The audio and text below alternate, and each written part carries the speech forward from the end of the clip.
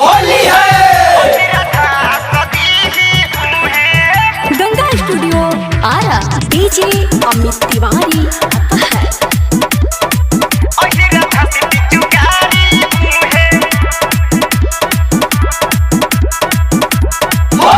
आइल बड़ा दुआरा पर खेले खाती होली नहीं बबुआन हव रंग बजे चोली देखा होश में रहो आइल बड़ा दुआरा पर खेले खाती होली नहीं बबुआन हव रंग बजे चोली अब तनी हम छनिए के पूवे पूवे जदी होली में लगबे ते मुहे अच्छा अहिरा धस पिचुकारी उहे जदी होली में लगबे ते मुहे अहिरा धस दीही उहे जा भागो होली है।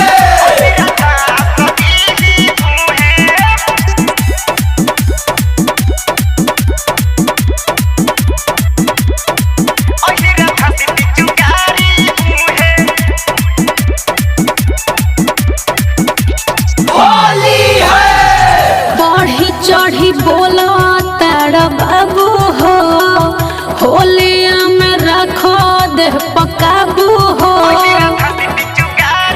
तनी होश में रहल कर परम्परी यारी जन सुना हमर बात हो हाँ। होयो हिरन हमके बुझो ना बुझाते हो तो का करबो झूठे आइल बड़ा हमरा के छुए छुए जदी होली में लगबे ते मुहे अहिरा धस पिचुकारी उहे जदी होली में लगबे ते मुहे अहिरा धस दीही उहे ढेर पगलैबो होली है।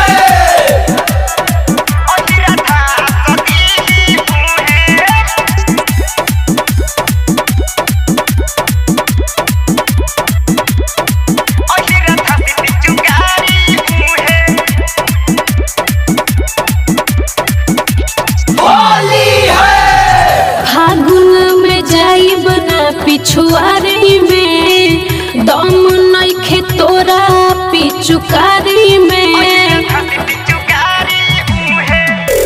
संतोष गोलू कहे रह तनी लूर से होलिया में चला जानी बदी हो गुरूर से तोर का जाता देखी वो किल तलार लगी चुए चुए जदी होली में लगबे ते मुहे अच्छा। अहिरा धस पिचुकारी उहे जदी होली में